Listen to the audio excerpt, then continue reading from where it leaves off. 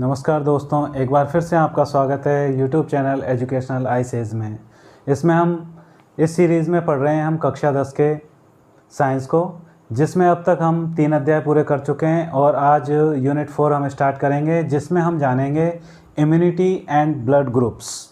यानी कि हमारा जो प्रतिरक्षा विज्ञान है या प्रतिरोधक क्षमता है उसके बारे में, और ब्लड ग्रुप क्या होते हैं, उनके कौन कौन से कह सकते हैं उप समूह हैं और उनमें क्या वेरिएंट हैं और क्या उनमें विशेषताएं हैं। तो आइए इसके बारे में बात करते हैं।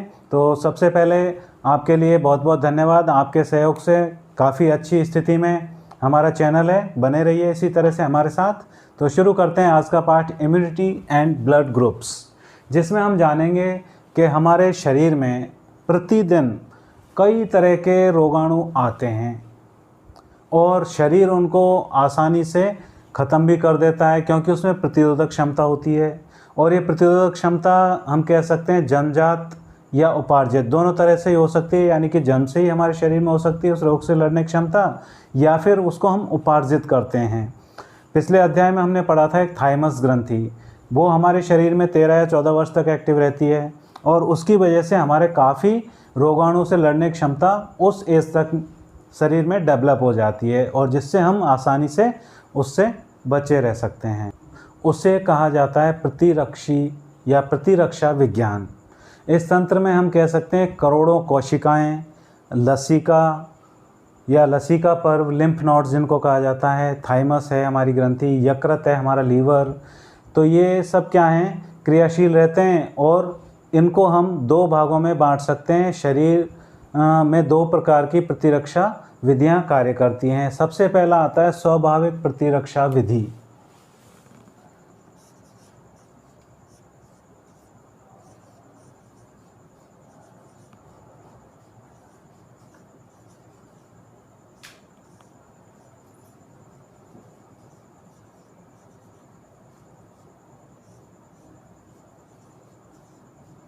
अब ये स्वाभाविक प्रतिरक्षा विधि, या फिर इसको हम कहेंगे इन्नेट डिफेंस मैकेनिज़्म, ये हमारे क्या जन्मजात होता है। जो हमारे प्रतिरक्षा की विधि है ये जन्मजात होती है, जिसे हम कह सकते हैं कि अनिर्दिष्ट सामान्य या प्राकृतिक प्रतिरक्षा भी कहते हैं।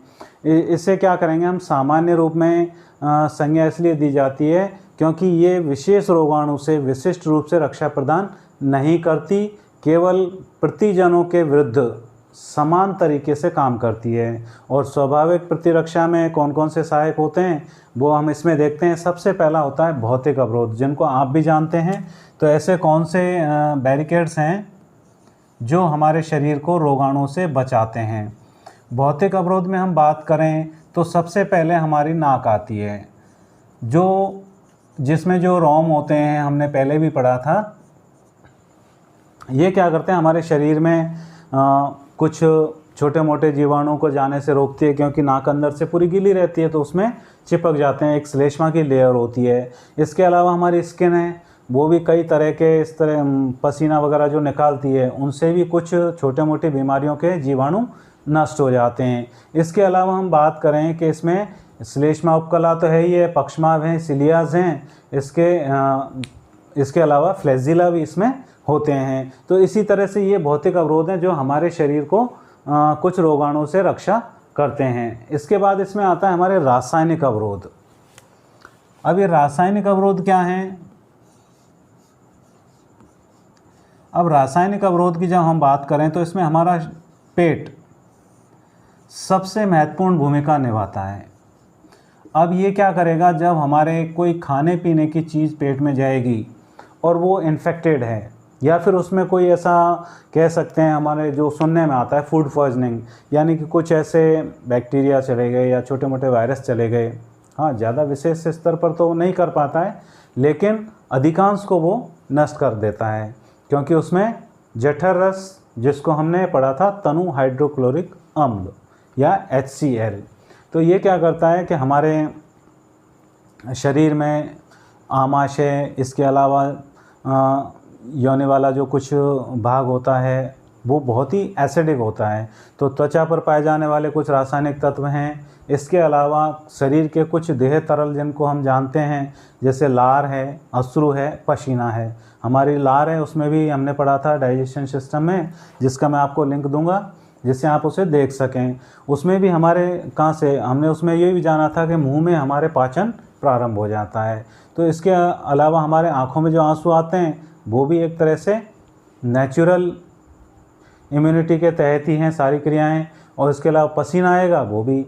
और फिर अगले स्तर पर आता है हमारे कोशिका अवरोध, यानी कि कोशिकाओं में किस प्रकार से इम्यूनिटी या इम्यून पावर होता है, वो कैसे काम करता है।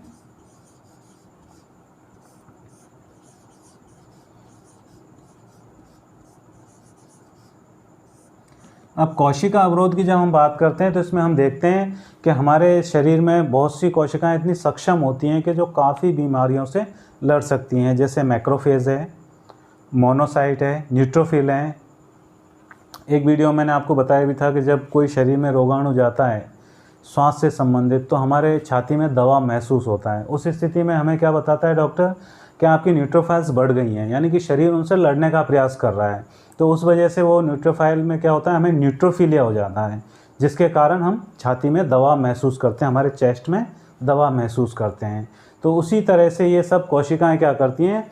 साथ ही साथ में इसमें हमने देखा साइटोटॉक्सिक हैं, जो प्राकृतिक मारक कोशिकाएं कहलाती हैं, नेचुरल किलर सेल्स, जो हमारे शरीर को बचाने का काम करती हैं। इसके बाद आता है, हमने देखा होगा कभी जरा सी चोट लगती है तो वो स्थान सूजन आके गर्म हो जाता है, यानी कि इन्फ्लेमेशन उसको हम कह सकते हैं।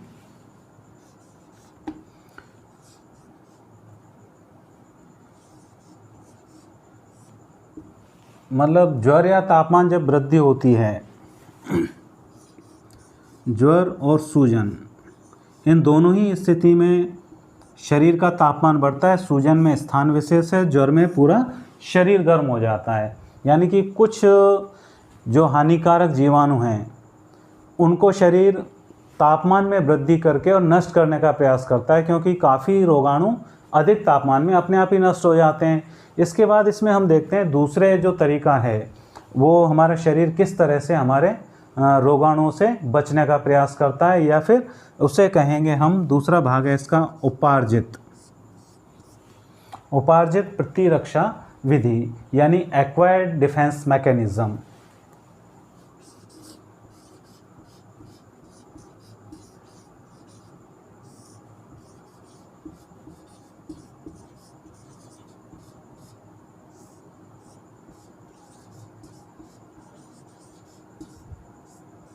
अब ये उपार्जित प्रतिरक्षा विधि में क्या होता है कि हमारा शरीर काफ़ी कुछ जो एडेप्टिव होता है और विशिष्ट स्पेसिफाई प्रतिरक्षा भी इसको हम कह सकते हैं।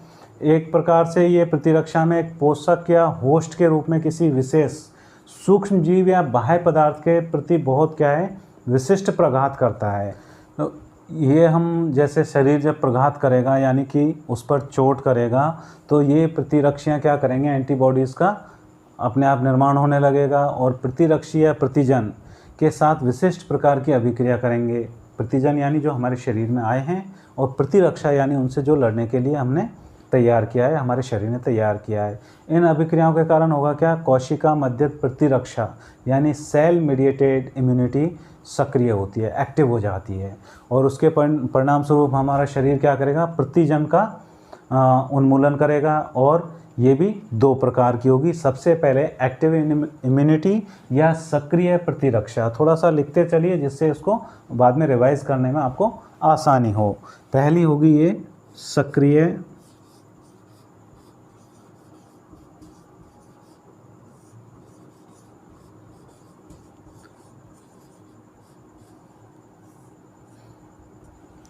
प्रतिरक्षा में अब होता क्या है, इसमें हम देखते हैं कि हमारे जो शरीर है, ऐसी प्रतिरक्षा इसको हम कह सकते हैं जो हमें क्या करेगी कि केवल प्रतिजन के विरुद्ध स्वयं प्रतिरक्षाओं का निर्माण करता है जब शरीर, तो वो प्रतिरक्षा केवल उस विशिष्ट प्रतिजन के लिए होती है जिसके विरुद्ध प्रतिरक्षी का निर्माण किया जाता है। और दूसरी होती है इसमें निष्क्रिय प्रतिरक्षा या पैसिव इम्यूनिटी।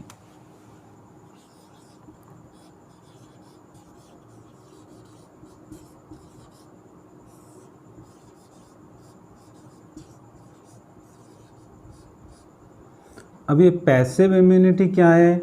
इसमें क्या होता है कि हम बचपन से देखते आए टीके लगाना, यानी कि हमारे शरीर में कोई बाहर से प्रतिजन आया विशेष रूप का, जिसको हमारा शरीर अभी तक आइडेंटिफाई नहीं कर पाता है या फिर हमारे लिए नया है, वो हम ये कह सकते हैं। तो उसमें बाहर से विशिष्ट प्रतिरक्षी प्रविष्ट कराए जाएंगे और वो प्रतिरक्षा में शरीर द्वारा जो प्रतिरक्षी निर्माण किया जाता है उसके द्वारा उस बीमारी से लड़ेंगे। एग्जाम्पल के लिए हम देख सकते हैं डिप्थीरिया और टेटनस के जो टीके लगते हैं, क्योंकि शरीर हमारा नेचुरल रूप से टेटनस के प्रति सक्षम तो है, लेकिन एक विशेष स्तर पर जाकर वो अपने आप को लाचार महसूस करता है, तो टीका लगवा करके और उसकी इम्यूनिटी बढ़ाई जाती है कुछ समय के लिए, जिससे वो बीमारी से लड़ सके। तो इस तरह से हम देखते हैं कि हम इम्यूनिटी के बारे में जब हमने जाना कि हमारे शरीर में किस तरह से ये स्वाभाविक और उपार्जित दोनों प्रकार की होती है। और आज के वीडियो में इतना ही। अगले वीडियो में हम पढ़ेंगे प्रतिजन या प्रतिरक्षी, एंटीजन एंड एंटीबॉडी होती क्या हैं, कितने प्रकार की होती हैं और कैसे काम करते हैं। तो बने रहिए मेरे साथ यूट्यूब चैनल एजुकेशनल ICS पर।